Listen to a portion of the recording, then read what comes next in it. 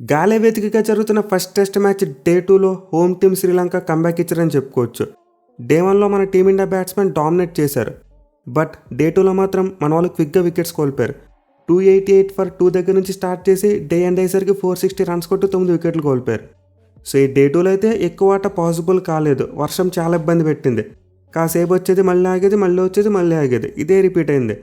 In fact 10 గంటలకి start అవ్వాల్సిన match ఎప్పుడో 2:30కి స్టార్ట్ అయింది. సో దీంతో ఈ డే 2లో అయితే మనం చాలా ఓవర్స్ కోల్పోయాం. ఆల్మోస్ట్ 55 ఓవర్ల ఆట అయితే పోయింది. అయితే మధ్యాహ్నం నుంచి పాసిబుల్ అయిన 43 ఓవర్స్ ఆటలో చూసుకుంటే లంక వాళ్ళు చాలా మంచిగా కంబ్యాక్ ఇచ్చారు. మన టీమిండియా బ్యాట్స్మెన్ రన్స్ కొట్టారు. బట్ క్విక్ టైంలో వికెట్లు కోల్పోవడం చూసాం. ఎస్పెషల్లీ ఆ సెకండ్ న్యూ బాల్ తీసుకున్న తర్వాత శ్రీలంక బౌలర్స్ రెచ్చిపోయారు భయ్య. కంటిన్యూస్గా వికెట్లు తీశారు.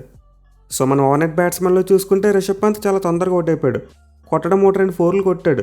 బట్ ఆ తర్వాత మళ్ళీ ఒక బిగ్ షాట్కి ఎత్తించి అవుట్ అయిపోవడం చూసాం. అది కూడా రిషబ్ పంత్ చేసిన మిస్టేక్ ఏంటంటే రైట్ ఆర్మ్ ఆఫ్ స్పిన్నర్ని కొట్టడానికి వెళ్ళాడు. సో జనరల్గా అయితే కొత్త బాల్తో స్పిన్నర్స్ మరి అంత ఎఫెక్టివ్గా బౌలింగ్ చేయలేరు. కంట్రోల్ తక్కువగా ఉంటుంది.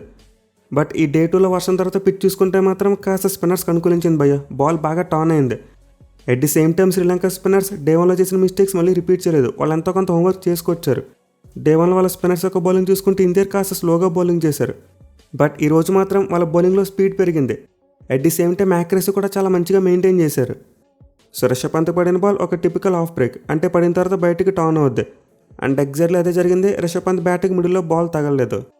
So to be frank, Pant అయితే కాస్త సెన్సిబుల్గా బ్యాటింగ్ చేసి ఉండాల్సిందే. రైట్ ఆర్మ్ ఆఫ్ స్పిన్నర్ని కాకుండా లెఫ్ట్ ఆర్మ్ ఆఫ్ స్పిన్నర్ని టార్గెట్ చేసి ఉంటే ఇంకా మంచిగా ఉండేది. వేరేజ్ ఆ తర్వాత చూసుకుంటే రాహుల్ బ్యాటింగ్ వచ్చాడు. బట్ ఎక్కువసేపు ఆడలేకపోయాడు. తన ఓవర్నెట్ స్కోర్కి కేవలం 5 పరుగులు మాత్రమే యాడ్ చేసి అవుట్ అయిపోయాడు. అది కూడా రాహుల్కి సేమ్ టు సేమ్ ఒక టిపికల్ ఆఫ్ స్పిన్ బాల్ పడింది. అంటే బాల్ పిచ్ అయిన తర్వాత రాహుల్ అనుకున్న దానికంటే భయంకరంగా టర్న్ అయింది.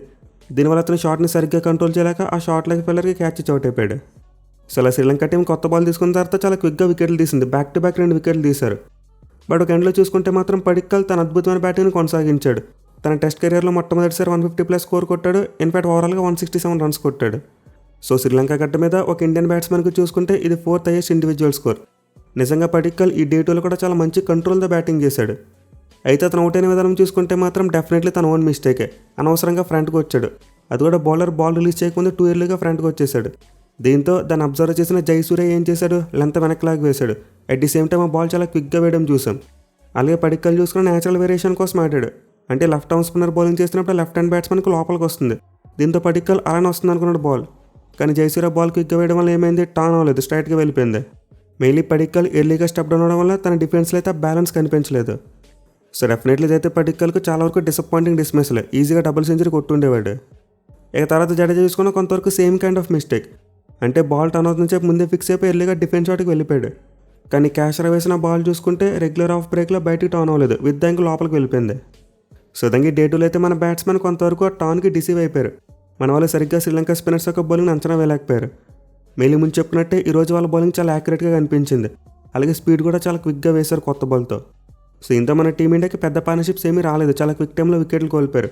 ఒకనొక పాయింట్ ఆఫ్ టైంలో 307 ఫర్ 2 చాలా స్ట్రాంగ్ పొజిషన్లో కనిపించారు. ఈజీగా 600 స్కోర్ కొడతారేమో అనుకున్నాం.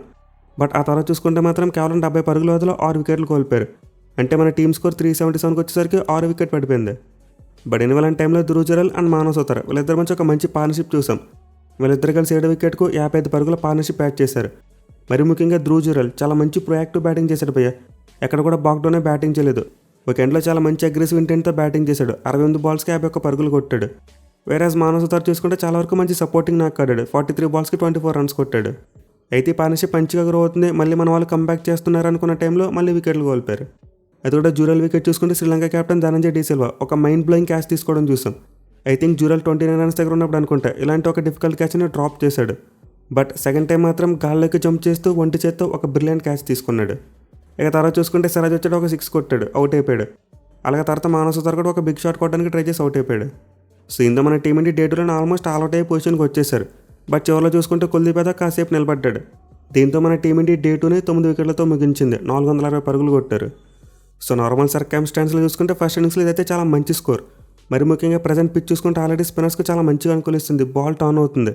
దీంతో మన వాళ్ళు ఫస్ట్ ఇన్నింగ్స్లో కూడా ఈ స్కోర్ అయితే చాలా వరకు సేఫ్ స్కోర్ అని చెప్పుకోవచ్చు. మ్యాచ్ ఓడిపోయే పరిస్థితి అయితే మన టీమిండియాకి రాదు మ్యాక్సిమం. అయితే మ్యాచ్ గెలవాలంటే మాత్రం డే 3లో మన టీమిండియా బౌలింగ్ చాలా కీలకం భయ్య. మన బ్యాట్స్మెన్ ఆల్మోస్ట్ వాళ్ళు చేయవలసిన పని వాళ్ళు చేస్తారు. మంచి స్కోరే కొట్టారు. ఇప్పుడు మన విజయ అవకాశాలన్నీ బౌలర్స్ చేతిలో ఉన్నాయి. మన బౌలర్స్ ఇప్పుడు శ్రీలంక టీంని 2 సార్లు ఆల్అౌట్ చేయాలి. అది కూడా ఈ మ్యాచ్కి రెయిన్ థ్రెట్ ఇంకా గట్టిగానే కనిపిస్తుంది. డే 3లో కూడా 60% వరకు వాన పడేందుకు అవకాశాలు ఉన్నాయి. అలాగే డే 4, డే 5లో కూడా రెయిన్ థ్రెట్ ఉంది. సో ఇంత మ్యాచ్ నుంచి ఫలితం తీసుకురావాలంటే మన టీమిండియాకి అంత ఈజీగా ఉండదు. బట్ మన వాళ్ళు సరిగ్గా ప్లాన్ చేసుకుంటే మాత్రం శ్రీలంక టీంని 2 సార్లు ఆల్అౌట్ చేయొచ్చు భయ్యా. ఎందుకంటే శ్రీలంకతో కంపేర్ చేసుకుంటే మన దగ్గర ఇంకా మంచి క్వాలిటీ స్పిన్ అటాక్ ఉంది. ఎస్పెషల్లీ జడేజా చాలా కీలకంగా మారుతాడు. అలాగే కుల్దీప్ యాదవ్ మరియు సిరాజ్ వీళ్ళ ఎక్స్పీరియన్స్ కూడా మనకి చాలా ఇంపార్టెంట్. సో ప్రస్తుతానికైతే పిచ్ చూసుకుంటే డే 1లో ఉన్నంత ఫ్లాట్గా లేదు. డే 2లో బౌలర్స్కి అనుకూలంగా మారింది. ఇన్ఫాక్ట్ ఆ అన్ఈవెన్ బౌన్స్ కూడా కొన్ని సందర్భాల్లో కనిపించింది. బట్ ఎనివే ఆ టాప్ లేయర్ అయితే ఇంకా లూజ్గా మారలేదు. ఆ వర్షం కారణంగా చాలా వరకు బైండ్ అయి ఉన్నట్టే కనిపిస్తుంది. ఇన్ఫాక్ట్ దీనివల్ల సెకండ్ న్యూ బాల్తో స్పిన్నర్స్ బౌలింగ్ చేసినప్పుడు ఆ జిప్ అయితే చూసాం మనం. అంటే బాల్ పిచ్ అయిన చాలా క్విక్గా వికెట్ల మీదకి వచ్చింది. సో ఇంతో ప్రస్తుతానికైతే మన టీమిండియా బౌలర్స్ ఈ కండిషన్స్ని మంచిగా అర్థం చేసుకోవాలి, హోంవర్క్ చేసుకోవాలి రేపు ఎలా బౌలింగ్ చేయాలని చెప్పి. ఎట్ ది సేమ్ టైం అయితే వరుణ్ దేవన్ కూడా పూజించాలి. నెక్స్ట్ 3 days వర్షం ఎంత తక్కువ వస్తే అంత మంచిది మనకి. ఎందుకంటే ఆల్రెడీ 2 రోజులు ఆల్మోస్ట్ 2 సెషన్లో ఆడబోయింది. దీంతో మన టీమిండియా మ్యాచ్ నుంచి ఒక రిజల్ట్ తీసుకురావాలంటే నెక్స్ట్ 3 daysలో ఎంత తక్కువ వర్షం వస్తే అంత మంచిది. లేదు వర్షం పడితే మాత్రం 2 innings మన బ్యాట్స్మెన్ ఎక్కువ రిస్క్ తీసుకుని బ్యాటింగ్ చేయాలి. అంటే క్విక్గా రన్స్ కొట్టే ప్రయత్నం చేయాలి. ఆర్ఎల్స్ రేపు డే 3లో శ్రీలంక టీంని తొందరగా ఆల్అౌట్ చేయాలి భయ్యా. అంటే అరౌండ్ 250 runs కనుక శ్రీలంక టీంని ఆల్అౌట్ చేశారంటే మనకి చాలా మంచి లీడ్ వస్తుంది. 200 లీడ్ వస్తుంది. దీంతో మన వాళ్ళు సెకండ్ ఇన్నింగ్స్లో క్విక్గా ఒక 200 runs కొట్టినా సరిపోద్ది. శ్రీలంక టీంకి మనం 400 runs టార్గెట్ని సెట్ చేయొచ్చు. సో ప్రస్తుతానికైతే టెస్ట్ మ్యాచ్కి డే 3 చాలా కీలకంగా మారబోతుంది. డే 3లో మన టీమిండియా బౌలర్స్ వికెట్స్ ఎక్కువ తీసారా మ్యాచ్ మన వైపు తిరిగిపోద్ది. లేదు శ్రీలంక బ్యాట్స్మెన్ మంచిగా బ్యాటింగ్ చేశారా మోస్ట్ లైక్లీ డ్రా అయిపోయింది ఎక్కువ అవకాశాలు ఉంటాయి. సో చూద్దాం మరి మన టీమిండియా బౌలర్స్ రేపు ఎలాంటి పర్ఫార్మెన్స్తో మనల్ని గేమ్లోకి తీసుకొస్తారనేది. Thank you for watching. Have a nice day.